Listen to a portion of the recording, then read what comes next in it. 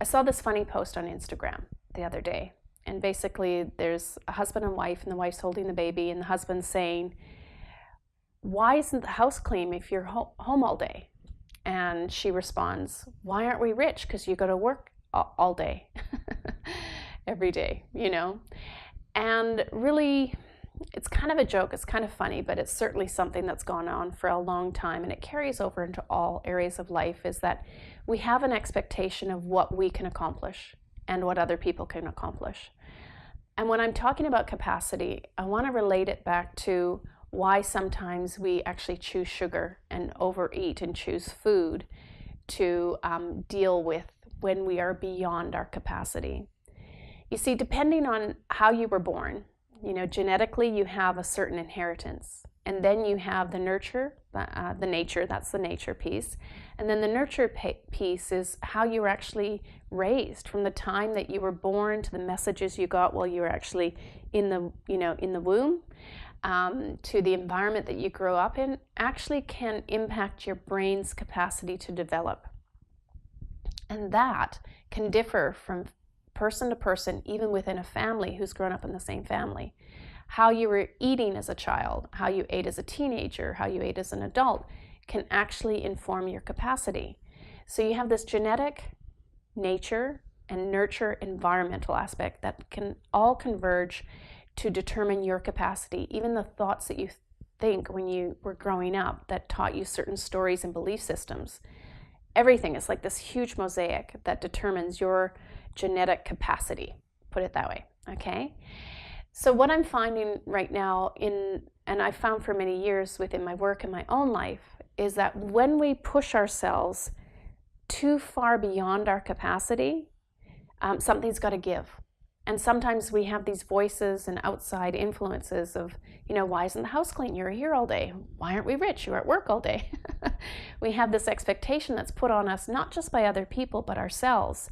And when we're not fulfilling that, we can actually start to judge ourselves and feel a great deal of disappointment.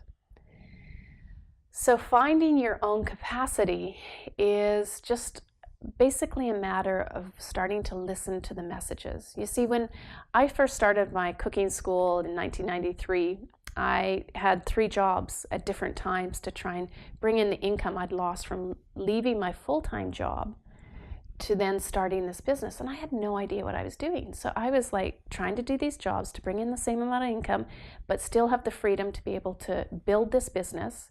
I was still a wife, with the expectation of meals and shopping, being done and provided, and, being a dutiful wife, and, being ready for sex and making myself look good, enough for that thing to actually take place. And accumulatively, all of these pressures just caved on me. And my capacity was beyond its limits.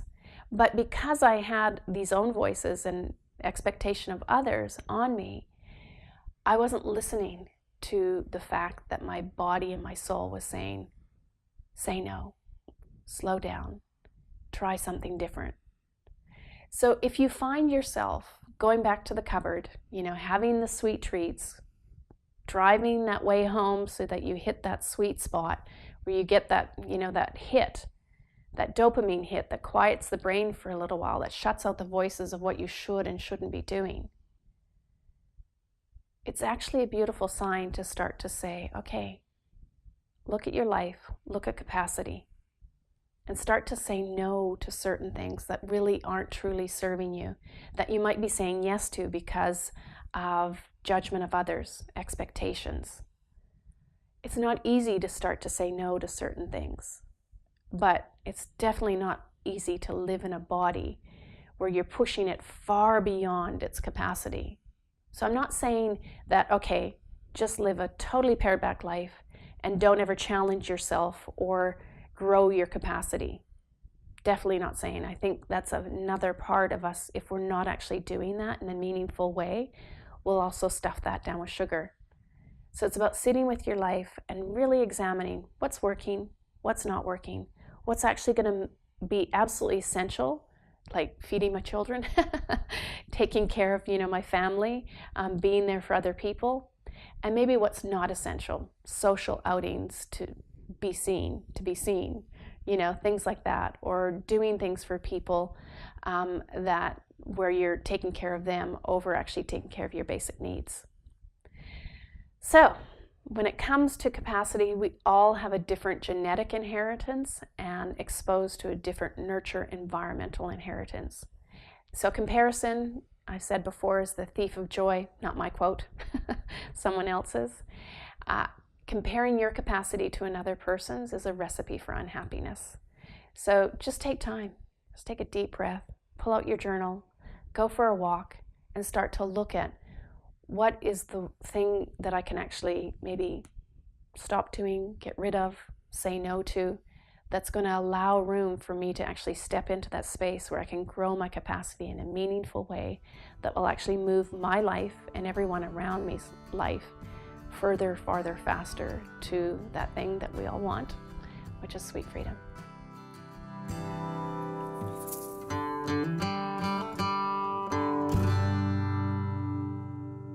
So if you've liked this video, please press like, subscribe to our channel, and for more information, simply go to sweetfreedom.ca.